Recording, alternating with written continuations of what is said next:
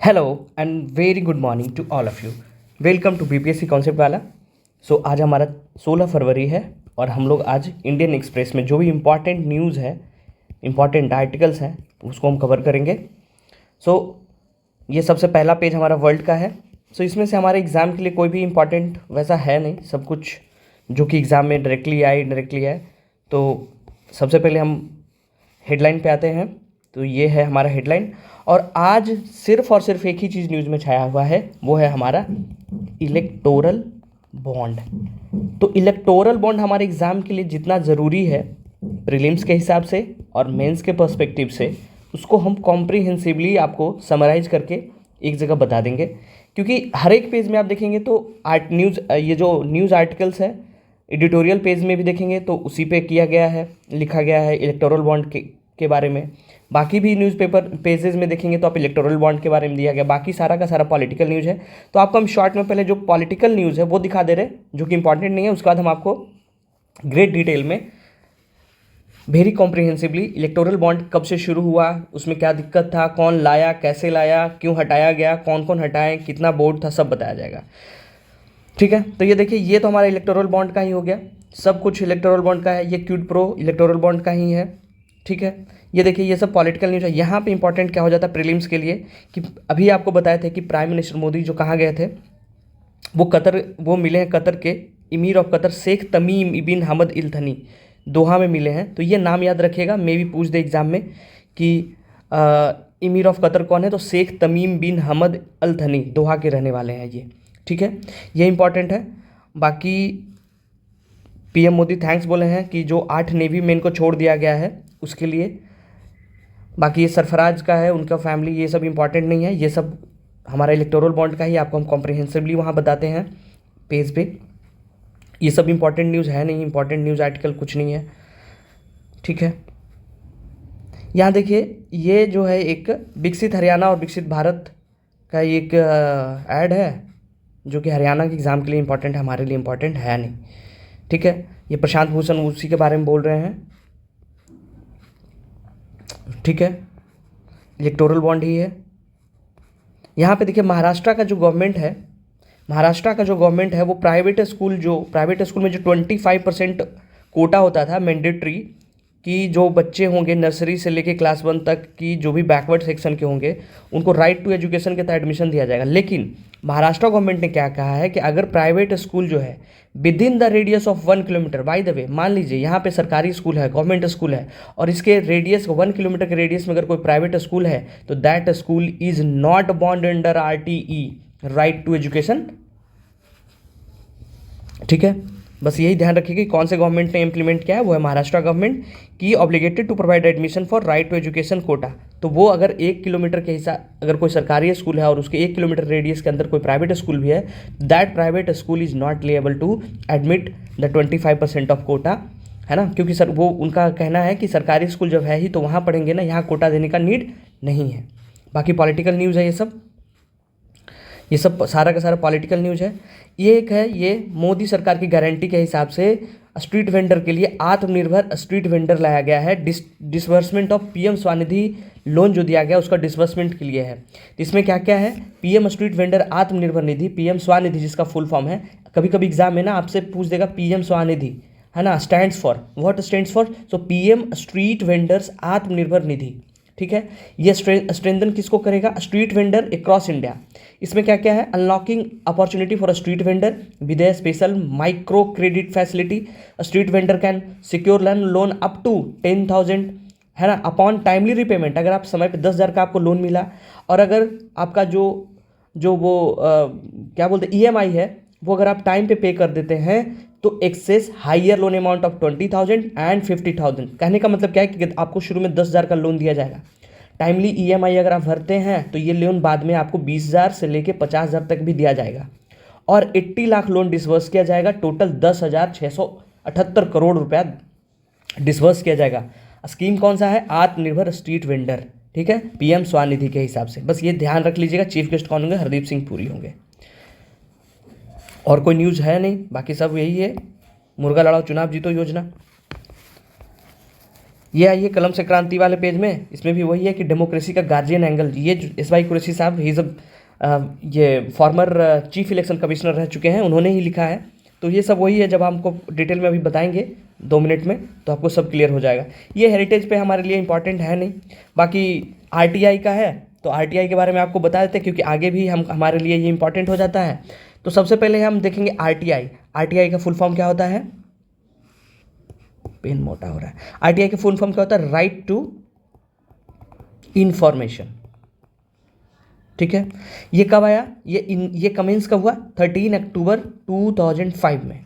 Okay, ये क्या है? शुरू में ये फंडामेंटल राइट में it was not included, but it RTI जो है इनडायरेक्टली क्या करता है? प्रोटेक्ट करता है हमारा freedom of speech, which is article 19(1)(a) में, है ना। और क्या? And right to life and right to personal liberty under article 21। So indirectly जो है आरटीआई हमारा फंडामेंटल राइट में ये इंक्लूडेड नहीं है, लेकिन इनडायरेक्टली वो हमारा फ्रीडम ऑफ स्पीच, एक्सप्रेशन को प्रोटेक्ट करता है और right to life and personal liberty को प्रोटेक्ट करता है। तो फिर क्या हुआ कि एक बार केस हुआ, अश्वनी के सिंह केस हुआ, और 2020 में यह आया कि आरटीआई जो है वो क्या है? फंडामेंटल राइट है। आरटीआई को फंडामेंटल राइट इस्टेब्लिश कर दिया गया अश्विनी के सिंह केस से। ठीक है, तो उसी के बारे में लिखे कि कैसे इंपॉर्टेंट है कि री इमर्जिंग हो रहा है आरटीआई। तो आगे जब हम आपको बताएंगे तो उसमें सारा आ जाएगा। ठीक है, बाकी इकॉनमी में देखेंगे क्या कि जो गवर्नमेंट है वो विंडफॉल टैक्स को है हाइक किया है। अब आपको समझ में आ रहा होगा कि विंडफॉल टैक्स क्या होता है। एज इट जैसा नाम है विंडफॉल, नाम से ही ये क्या बता रहा है? विंडफॉल का मतलब क्या होता है कि जो सडन या सिग्निफिकेंट इंक्रीज इन प्रॉफिट, है ना। विंडफॉल कि कोई भी आप बिजनेस कर रहे हैं, आपका कोई बिजनेस है, उसमें आपका सडन मतलब जैसे कि अगर हम देखेंगे कि mask industry, sanitiser industry, corona के आ जाने से उसमें क्या हुआ? एकाएक उसमें सडन या सिग्निफिकेंट इंक्रीज हो गया प्रॉफिट में। तो गवर्नमेंट क्या करती है कि जो कंपनी है उस पर जो कंपनी जो अनएक्सपेक्टेड और एबव एवरेज प्रॉफिट जो आती है उस पर टैक्स लगा देती है। तो उसी को हम क्या बोलते हैं? Windfall tax. आई होप आपको समझ में आ गया विंडफॉल टैक्स क्या होता है। नाम से ही विंडफॉल मतलब हवा के झोंका की तरफ बढ़ गया, गिरेगा, है ना। तो विंडफॉल टैक्स उसी को कहते हैं कि जब कोई कंपनी वो अपना अनएक्सपेक्टेड सडन सिग्निफिकेंट इंक्रीज कर लेता प्रॉफिट में तो गवर्नमेंट उस पर टैक्स लगाती है। तो गवर्नमेंट किस पे टैक्स लगाई है? क्रूड पेट्रोलियम या डीजल पे। क्या बोला? कितना कि 1.5 रुपये का वो हाइक कर दिया है। पहले क्या था? नील था, कुछ नहीं था। अब उस पर विंडफॉल टैक्स कितना लग गया है? 1 लीटर पे 1.5 रुपये टैक्स लगा दिया गया है। ठीक है, बस यही इंपॉर्टेंट था। आपको एग्जाम में पूछ सकता है व्हाट इज विंडफॉल टैक्स। बाकी कोई न्यूज़ इंपॉर्टेंट है नहीं। बाकी हाँ, यहाँ भी देखिए इलेक्टोरल बॉन्ड के बारे में बताएंगे तो आपको हम बता ही देंगे, ये पढ़ लीजिएगा एक बार। आपको सब अभी हम करवा देते हैं 2 मिनट में कवर। ठीक है, बाकी कोई न्यूज़ नहीं है। तो आइए हम लोग शुरू करते हैं अपना इलेक्टोरल बॉन्ड के कहानी को। तो सबसे पहले हम इलेक्टोरल बॉन्ड को समझेंगे। पहले हम समझते हैं कि सुप्रीम कोर्ट ने कहा क्या, सुप्रीम कोर्ट का बेंच ने क्या किया। ठीक है, तो यह है हमारा ब्लैंक पेज और हम लोग आज शुरू करेंगे आज इलेक्टोरल बॉन्ड के बारे में। इलेक्टोरल बॉन्ड, ठीक है। पहले तो इलेक्टोरल बॉन्ड होता क्या है? तो इलेक्टोरल बॉन्ड स्कीम जो क्या होता है, ये एक इंटरेस्ट फ्री बियरर इंस्ट्रूमेंट होता है जो कि सिटीजन किसके लिए होता है? सिटीजन के लिए होता है, यस। और कारपोरेट है, यस, कारपोरेट कंपनीज, ये भी हाँ। ये दोनों सिटीजन और कारपोरेट कंपनी क्या कर सकती है? एसबीआई से ले सकती है बॉन्ड। कहाँ जाएगी? एसबीआई के पास जाएगी और वो डोनेट किसको करेगी? पॉलिटिकल पार्टीज को। समझ गए? आपको हम आगे और भी समझाएंगे। पहले आपको बताते हैं कि कल क्या हुआ कि सुप्रीम कोर्ट में 4 जज बेंच बना। 5 खंडपीठ का बेंच था। ठीक है, उसमें जज कौन कौन थे? इंपॉर्टेंट हो जाता है, एग्जाम में पूछ देगा। पहले जो थे हमारे CJI DY चंद्रचूड़, उसके बाद BR Gavai, justice BR Gavai. तीसरे जो थे वो जस्टिस मनोज मिश्रा। उसके बाद थे जस्टिस संजीव खन्ना, और कौन थे, जेबी परदीवादा। तो ये 5 जज का बेंच था। इन्होंने क्या किया, इन्होंने यूनानिमस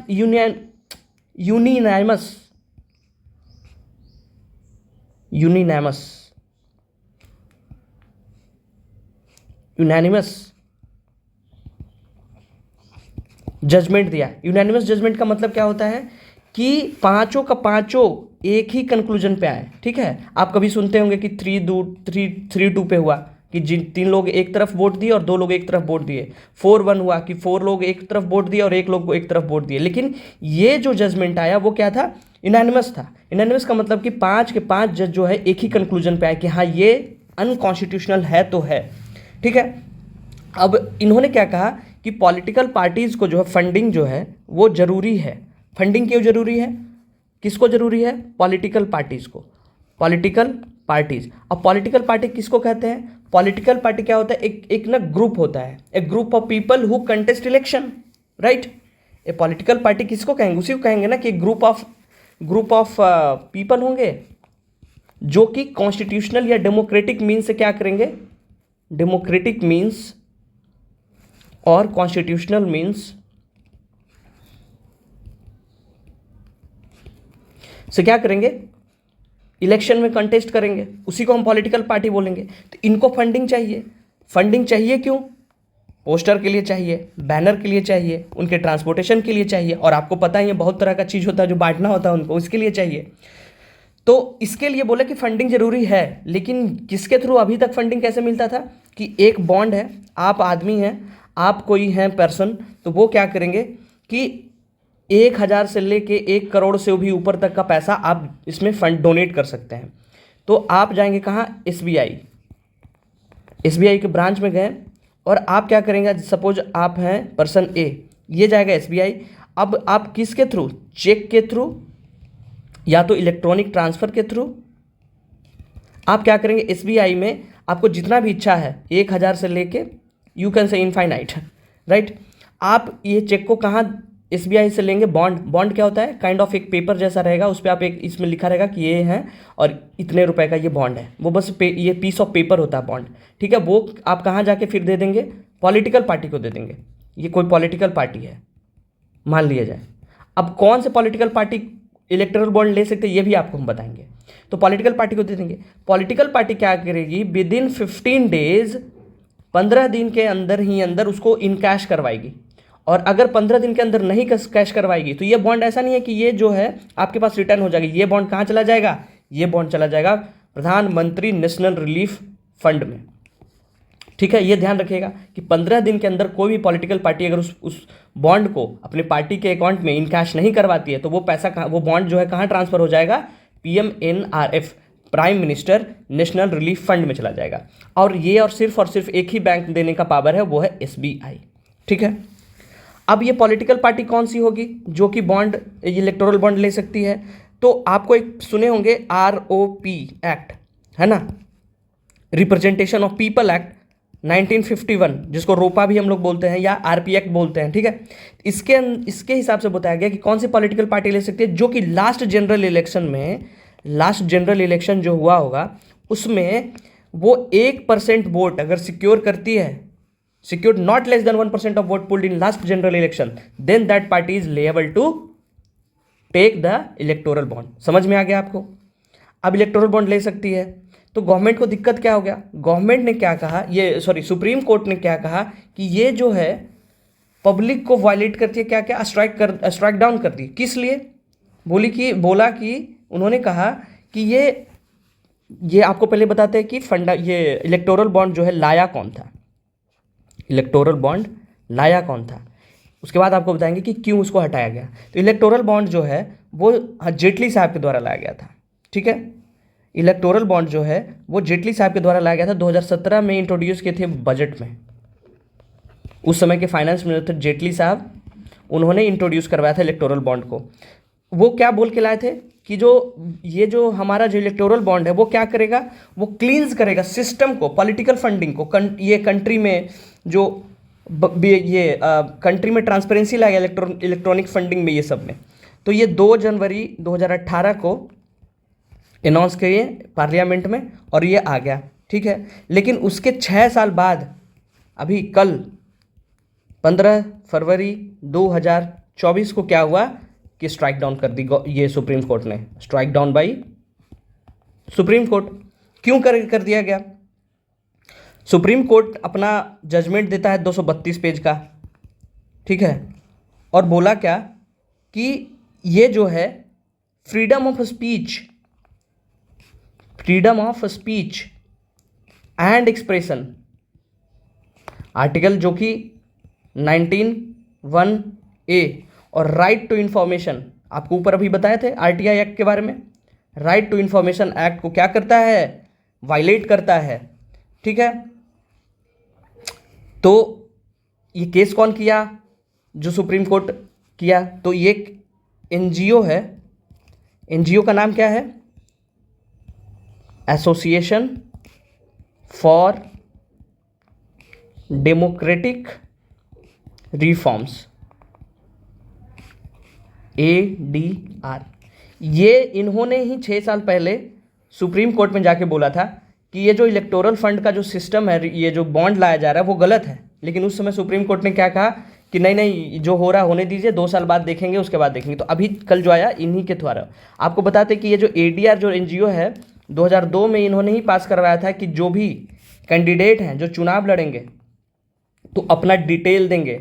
जैसे डिटेल में क्या क्या होता है आपको पता है कि एक पोर्टल है, वहाँ सब कुछ जो भी कंटेस्टेंट आपके जो चुनाव लड़ते हैं उनका अपना डिटेल देना पड़ता है। जैसे कि एजुकेशनल बैकग्राउंड, कहाँ से पढ़े हैं, कितना वेल्थ है आपके पास, ठीक है, आप पे कितना क्रिमिनल केसेस है, ये सब यही जो है एसोसिएशन फॉर डेमोक्रेटिक रिफॉर्म जो एनजीओ है उन्हीं का सुप्रीम कोर्ट में केस लड़ा गया और ये सब करवाया गया। और अभी जो ये करवाया गया है इलेक्टोरल बॉन्ड को स्ट्राइक डाउन, वो इन्हीं के थ्रू करवाया गया, ठीक है। अब सुप्रीम कोर्ट क्या कहा?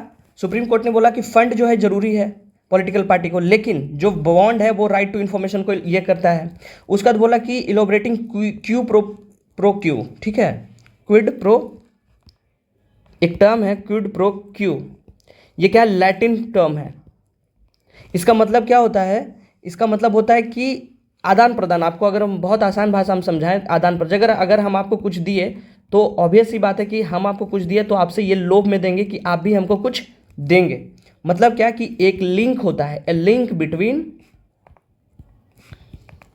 Political parties and policy making.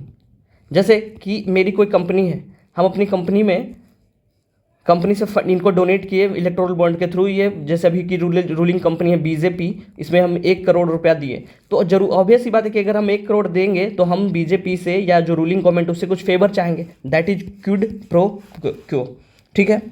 तो और गवर्नमेंट ने राइट टू प्राइवेसी, आपको पता है कि केस पुत्तास्वामी जो केस था वर्सेस यूनियन ऑफ इंडिया 2017 में 9 बेंच जज जो था वो भी एनोनिमसली ही दिया था landmark decision right to privacy का, राइट टू प्राइवेसी, ठीक है। उसमें क्या बोला गया था कि जो राइट टू प्राइवेसी है वो फंडामेंटल राइट है हमारा, किसके थ्रू? आर्टिकल 14, 19 और 21। आर्टिकल 14 क्या है? इक्वालिटी बिफोर लॉ और equal protection of law. Article 19 क्या है? फ्रीडम ऑफ एक्सप्रेशन और स्पीच। और आर्टिकल 20 क्या है? राइट टू लाइफ, ठीक है, इसी के थ्रू।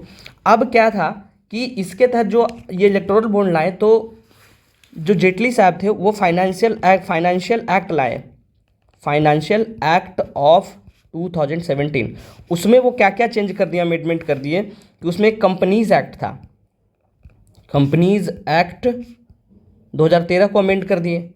उसके बाद इनकम टैक्स एक्ट था, इनकम टैक्स एक्ट 1961 इसको कर दिए। उसके बाद RPA 1951 इसको अमेंड कर दिए। और FCRA आपको बताए होंगे, फॉरेन कंट्रीब्यूशन रेगुलेशन एक्ट, इसको भी ये क्या कर दिए? अमेंड कर दिए। इसके साथ साथ कुछ RBI का भी एक्ट था उसको भी अमेंड कर दिए। तो इसमें क्या था कि अमेंडमेंट करने के बाद पहले क्या था कि आपको अगर कोई कंपनी है, अगर वो पहले तो 3 साल की कंपनी है, 3 साल अगर वो कंपनी का एज है तो वो आपको बॉन्ड नहीं दे सकती है, पैसा नहीं दे सकती है। लेकिन इसके बाद ये क्या कर दिया कि नहीं, वो दे सकती है।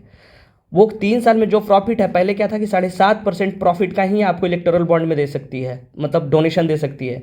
लेकिन इन्होंने कहा कि नहीं, वो कुछ भी दे सकती है, चाहे कंपनी लॉस प्रॉफिट मेकिंग हो या लॉस मेकिंग कंपनी हो, वो हमको क्या करेगी, डोनेशन करेगी, डोनेट कर सकते किसी भी पॉलिटिकल पार्टी में। अब यहाँ बात समझिए आप कि अगर कोई कंपनी जो है लॉस मेकिंग कंपनी है और वो अगर आपको डोनेशन दे रही है तो वो क्यों देगी कि हम आपको अभी डोनेट कर दे रहे हैं, जब आप गवर्नमेंट में आ जाएंगे तो आप हमको फंडिंग दे दीजिएगा। फंडिंग कहने का मतलब कि किसी भी चीज़ का जो बनाने का जो ठेका होता है वो हमको दे दीजिएगा, ताकि हम प्रॉफिट मेकिंग कंपनी बन जाएंगे।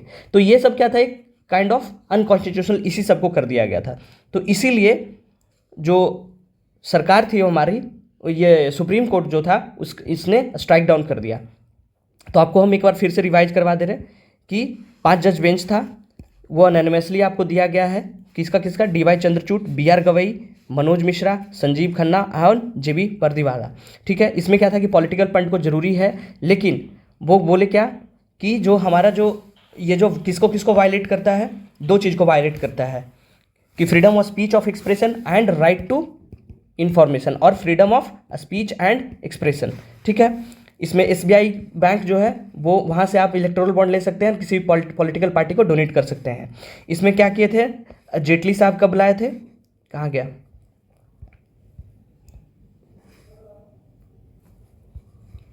अरुण जेटली ने ये 2017 में ये इलेक्टोरल बॉन्ड का स्कीम लाए थे।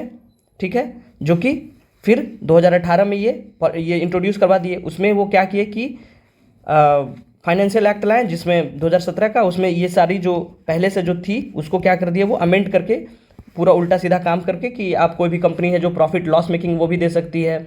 उसमें क्या था कि अगर 20,000 से आप 20,000 से कम पे करते हैं तो आपका जो पहचान है वो गवर्नमेंट नहीं बता पाएगी। लेकिन अगर आप 20,000 से ज़्यादा का इलेक्टोरल बॉन्ड देते हैं तो वो आपको जो भी पार्टी को फंडिंग दे रहे हैं वो आपका नाम और ये सब बताया जाना चाहिए। लेकिन कंपनीज अभी आपकी जो भी बड़ी बड़ी पार्टीज है, बीजेपी, कांग्रेस, है ना, सब ये बसपा और वो जो ममता दीदी का, सारी जो पार्टीज़ है, जो भी मोस्टली पार्टीज़ है, वो क्या क्या बोलती हैं कि मेरा 95% का जो फंडिंग है वो लेस दैन 20,000 से का ही है। अब बताइए इसका मतलब क्या है कि सारा का सारा फंड ये चोरी कर रहे हैं। तो ये जो सब पार्टीज़ है वो एक दूसरे को बोलती है कि ये चोर ये चोर। तो एक कहावत है कि चोर चोर मौसेरा भाई वाला काम ये लोग कर रहे हैं। ठीक है, तो आपको समझ में आ गया होगा ये क्या है इलेक्टोरल बॉन्ड। तो यही था आज का न्यूज़पेपर में, जिसमें आपको हम बता देते कि कहाँ पे क्या पढ़ना है। ठीक है, तो ये वाला पढ़ लीजिएगा यहाँ पे एक,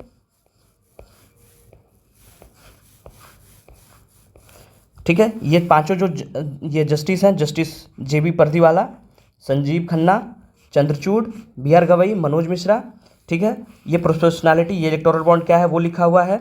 इसमें वही कि अमेंडमेंट जो किया गया था 3 की law that Supreme Court struck down restored status quo. Status quo मतलब क्या होता है कि जो पहले का स्थिति है उसी में लाके छोड़ देना। ठीक है, मतलब क्या कि currently state of the things, keep the things the way they presently are. ठीक है, इसको एक बार देख लीजिएगा, पढ़ लीजिएगा, ताकि आपको जो हम बताए हैं वो पढ़ने के बाद अंडरस्टैंडिंग डेवलप होगा, समझ में आ जाएगा। ठीक है, बाकी तो आज के न्यूज़पेपर में बस इलेक्टोरल बॉन्ड था। तो आसान भाषा में इलेक्टोरल बॉन्ड क्या होता है कि कोई भी आदमी है वो 1,000 से लेके 1 करोड़ से भी ज़्यादा तक वो एसबीआई से जाके एक बॉन्ड ले सकती है और वो किसी पॉलिटिकल पार्टी को दे सकती है। वो पॉलिटिकल पार्टी 15 दिन के अंदर वो उसको इनकैश करवा लेगी। अगर नहीं करवाएगी तो वो prime minister national relief fund में चला जाएगा। ठीक है, अब ये कौन लाए थे, जेटली साहब लाए थे 2017 में। 18 में ये क्या हो गया था, इनेक्ट हो गया था। सुप्रीम कोर्ट इसको स्ट्राइक डाउन क्यों कर दिया, बोला कि क्या बोला कि ये जो फ्रीडम ऑफ स्पीच और राइट टू इन्फॉर्मेशन को वायलेट करती है, इसलिए इसको स्ट्रिक्ट कर दिया। लेकिन 6 साल लग गया इसको करने में। ठीक है, कौन से एनजीओ के द्वारा ये केस किया गया था, वो था एडीआर। एडीआर का मतलब क्या होता है, एसोसिएशन फॉर डेमोक्रेटिक रिफॉर्म। ठीक है, आपको समझ में आ गया। आरटीआई आपको बता ही दिए, 5 जो जज थे वो बता दिए आपको, इलेक्टोरल बॉन्ड स्कीम बता दिए। तो आज का न्यूज़पेपर एनालिसिस यही खत्म होता है। आप लोग इसका नोट्स बना लीजिएगा। प्रीलिम्स में तो एक सवाल पक्का ही है। ठीक है, और क्या था, हाँ, आरटीआई के तहत 2 कंपनीज आपको पता है आरटीआई एक्ट आया तो चीफ इलेक्शन कमिश्नर, ये इंफॉर्मेशन कमीशन बनाया गया है ना, एक सेंट्रल इंफॉर्मेशन कमीशन और एक स्टेट इंफॉर्मेशन कमीशन। तो आप हमको कमेंट करके ये जरूर बताइएगा, हालांकि आप लोग बताते नहीं हैं लेकिन फिर भी आज हम पूछ ले रहे हैं। जनरली अब हम पूछेंगे नहीं, आप लोग कमेंट ही नहीं करते हैं। तो आप ये बताइएगा कि अभी के जो हमारे चीफ, पेन का कलर कौन सा कह रहा, चीफ इंफॉर्मेशन कमिश्नर कौन है सेंट्रल के, और बिहार में कौन है चीफ इंफॉर्मेशन कमिश्नर, वो दोनों बताइए कमेंट करके। चलिए हम आपको ये बता दे रहे हैं, बिहार में कौन है वो बताते हैं। बिहार में है नरेंद्र सिंह, ठीक है, नरेंद्र सिंह। और आप सेंटर में कौन है हमारे जो चीफ इलेक्शन कमिश्नर, वो आप हमको कमेंट में बताइएगा। आप, आई होप आपको समझ में आया होगा। आज का खत्म होता है। Thank you so much.